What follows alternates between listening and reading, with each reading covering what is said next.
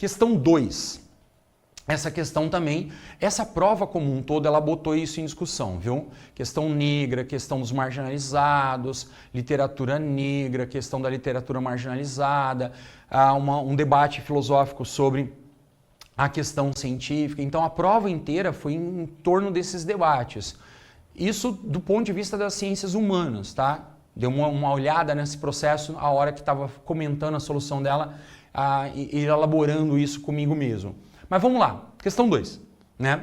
Questão 2 vamos fazer um processo inverso agora. A gente já, no exercício anterior, eu dividi o exercício porque ele era grande, né? Ele ocupa meia página da prova entre textos, imagens e alternativas. Aqui é um pouco menor, então nós temos um texto e temos a referência bibliográfica. Eu faço isso como alerta para todos os meus alunos, todas as minhas alunas. Por favor, me ouçam, tá?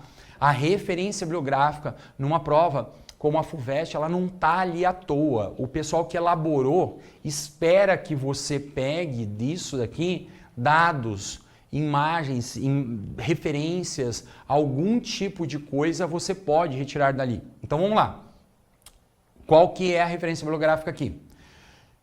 O livro, o texto, é atribuído a um Evaldo Cabral de Melo, tá?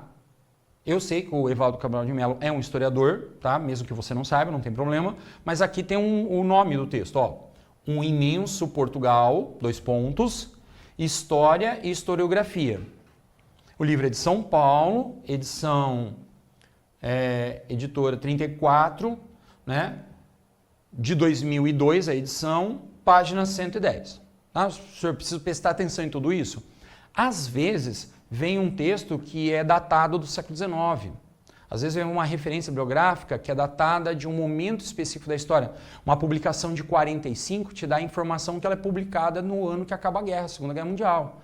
Então, se você souber as datas do processo, você consegue entender mais ou menos alguma coisa que se apresente ali. Aqui não vai ajudar muito saber que é 2002, tá? Nós estamos falando de um imenso Portugal, história e historiografia desse processo histórico, Portugal, o resto do mundo. Império Português, na verdade. Agora vamos para o texto. Vamos lá. Na coluna do ativo, como na do passivo, seria difícil exagerar o papel do açúcar na história do Brasil colonial. Ó, então, o que você tem como informação inicial? Primeira, segunda linha do texto, né? A história do açúcar no Brasil colonial. Você já sabe do que está falando. É Brasil colônia, tá vendo? Por isso que aquele dado sobre o imenso Portugal, história e historiografia, pode vir a ser relevante agora. Agora você sabe que é sobre história do Brasil, mas é sobre história do Brasil colonial, durante o período do domínio português. E é sobre açúcar. Ótimo. Mas não é só isso. Então vamos lá. Vamos interpretar o que tem. Se ele foi o produto que proporcionou a base inicial solidamente econômica para o esforço do colonizador, foi também o que plasmou o regime de propriedade latifundiária.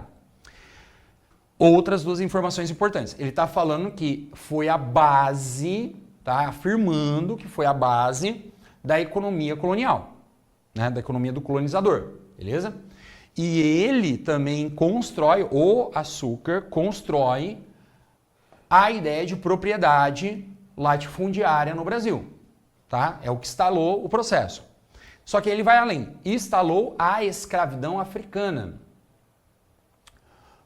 Aqui você tem automaticamente uma coisa que os historiadores, quando dão aula para vocês, aí que você tem aula, nas aulas nossas de revisão sobre conteúdo de colônia, eu bati o martelo nisso. Como que você caracteriza um sistema de colônia exploradora? Ele tem 3 bases, é um tripé colonial. Latifúndio, grande unidade produtora, monocultura de exportação visando o mercado externo, e o trabalho compulsório, pode ser o trabalho indígena, pode ser o trabalho escravo de origem africana, e você tem a exploração do trabalho compulsório com latifúndio e a monocultura de exportação. O tripé da colônia é a base do sistema, é como a coisa se organiza. Tá. E aí ele fala, ó, na América Portuguesa, beleza. Se você não tinha lido a referência sobre Portugal, aqui aparece. No seu exclusivismo, inibiu o desenvolvimento da policultura, ou seja, com o exclusivismo do açúcar, matou a possibilidade de ter policulturas, porque não era estimulado isso.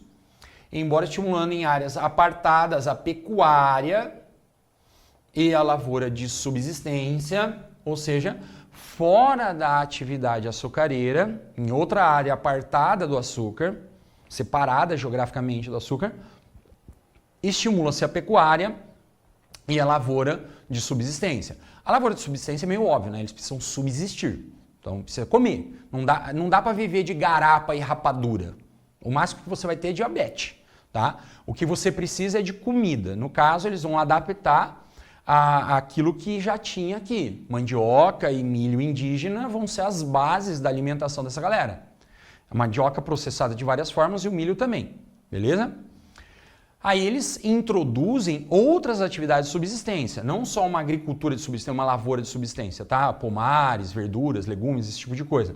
Mas eles introduzem também, por exemplo, criação de galinha, criação de porcos. Essas criações todas e essas lavouras de subsistência podem ficar ali do lado. Dá para colocar do lado da cana-de-açúcar, ali. Por quê? Porque o porquinho você cerca num chiqueiro, as galinhas inclusive são controle de pragas, você pode espalhar ela pelo quintal, elas vão comer quase tudo que é bichinho que ataca a lavoura. Pomares, você pode fazer uma horta lateral, uma agricultura de subsistência plantar num lado, né? Uma roça de mandioca aqui nesse canto, e isso sustenta a galera do engenho. Mas a pecuária precisará de um distanciamento, principalmente nesse momento histórico. Século XVI, XVII, XVIII, a pecuária tem que ser produzida em larga escala fora da vista do canavial. Quando eu digo fora da vista, galera, é colocar tipo um rio entre as coisas, colocar uma serra, um morro entre as coisas. Não dá para ficar, não pode ser logo ali. Você não pode olhar para o lado e enxergar a cana-de-açúcar. Por quê? Porque não tem cerca de arame farpado nesse momento histórico. Então o gado transita livremente. E não tem como você ter tantos vaqueiros, boiadeiros, peões controlando esse gado constantemente. Alguma hora alguém escapa. Se o gado escapar demais, ele destrói a lavoura de cana-de-açúcar inteirinha.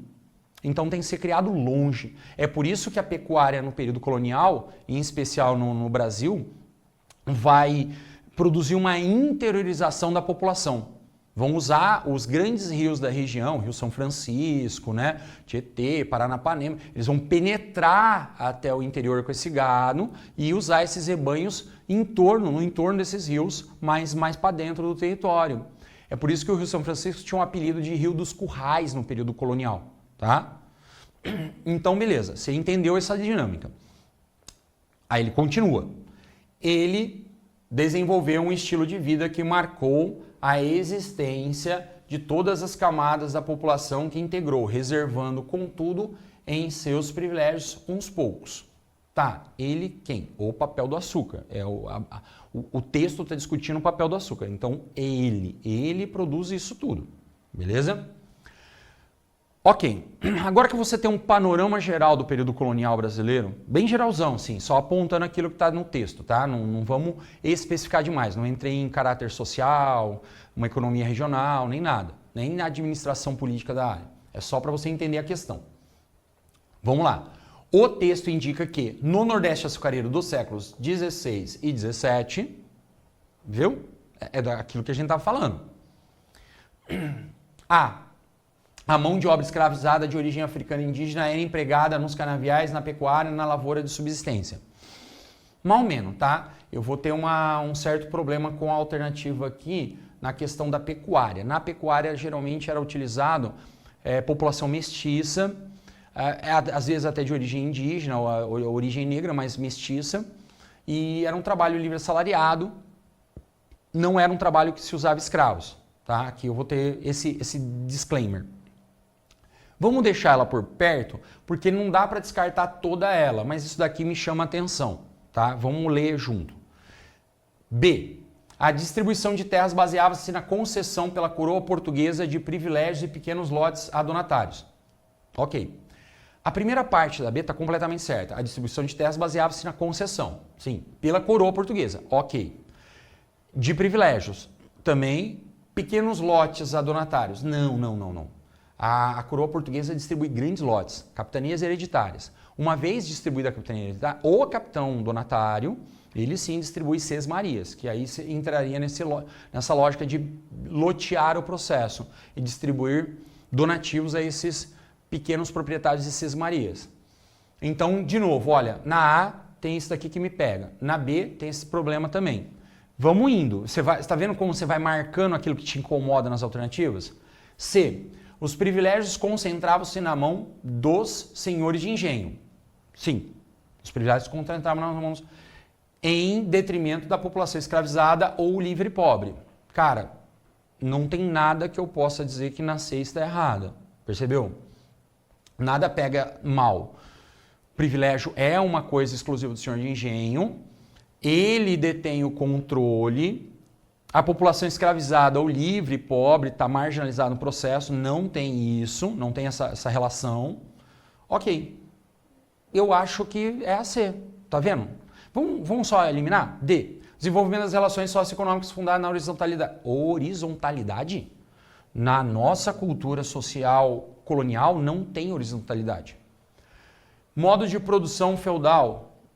Olha, por mais que de vez em quando a gente queira falar que há uma nobreza brasileira, uma aristocracia brasileira, nós não estamos falando sobre um processo feudal. Não teve um modo de processo feudal, né? Não teve feudo no Brasil, né? Eles queriam até, né? Tem umas famílias aí que quer muito, mas não tem feudo, beleza? Então vamos lá. Durante o período colonial, o que o açúcar fez? Representou o primeiro grande produto de exploração, o primeiro foco de grande exploração econômica, que interessou a metrópole para exportar para o mundo europeu. A sociedade se organizava em desenvolvimento desse projeto e era fortemente marcada pela desigualdade estruturada na presença entre senhores de engenho e escravos. Qualquer coisa que não fosse senhor de engenho e não fosse escravo era subalterno ao senhor de engenho numa relação de dominação. Proprietários de terras e pessoas escravizadas eram explorados dentro dessa estrutura como um todo, que era uma estrutura já pré-capitalista de uma agromanufatura, tá? Você está trabalhando com a exploração agrícola em larga escala, no molde de atender um mercado externo. E aí você faz uma pré-produção aqui. O açúcar mesmo não era produzido aqui. Aqui você tira a rapadura, né? O bloco cru do negócio. Você vai lá, espreme a garapa, dá uma secada na casa de decantação, faz ali uma secagem nos fornos, e aí esse bloco de açúcar melado que vai secando até que ele possa ser embalado é que é transportado para a Europa. Lá na Europa ele é refinado, não é aqui. Aqui então é só uma agromanufatura ainda, tá? A elite açucareira, né, aquilo que a gente chama de elite, subordinava também homens livres e pobres, dependendo dos latifundiários para toda coisa. Eles têm que trabalhar para alguém, vão trabalhar para os senhores de engenho, que era quem detinha o controle econômico, político, social, financeiro do sistema todo. Principalmente no que hoje em dia é o Nordeste brasileiro. Por que eu digo principalmente? Porque você já ouviu falar que quando a cana-de-açúcar deu certo no Brasil, quando as capitanias hereditárias deram certo, duas capitanias se desenvolveram. Uma foi a São Vicente, que é mais no litoral paulista aqui, né? Outra foi no Nordeste, em Pernambuco. Por que a gente dá ênfase na ideia de que principalmente no Nordeste brasileiro? Eu não me lembro dos números exatos para te falar de cabeça agora, tá? Mas é mais ou menos assim. Enquanto o litoral de São Vicente tinha 22 engenhos, Pernambuco tinha 60, tá? Bahia tinha mais 50. Então, assim, o Nordeste é onde a atividade se desenvolveu com mais robustez. Beleza? Com isso, olha só como ficou evidente, óbvio, na hora que a gente estava falando, a alternativa correta, a letra C. Não tem muito o que teorizar, né? Você vai eliminando aquilo que não encaixa bem. O segredo, senhoras e senhores, é lembrar de anotar aquilo que te incomoda, de anotar aquilo que não faz sentido na alternativa, para justamente você poder fazer esse debate rapidamente na hora que você tiver que voltar na questão. Um dos grandes problemas não é nem fazer a questão, é o tempo que você tem para fazer a questão. Você tem que ler o enunciado, entender o comando da questão, visualizar as alternativas e responder. 3 minutos, 4 minutos é o teu excedente, tá? Você está na linha ali, no limite do teu tempo. E você tem que operacionar tudo isso num bate-pronto. Por isso que eu fui grifando o processo dessa vez, para você entender que quando você precisar resolver, é bom você ir separando os temas, os assuntos, as coisas, marcando o que é mais importante, porque quando você precisar voltar no texto ou voltar nas alternativas, você já volta direto naquilo que você quer. Você não fica lendo tudo de novo, tá?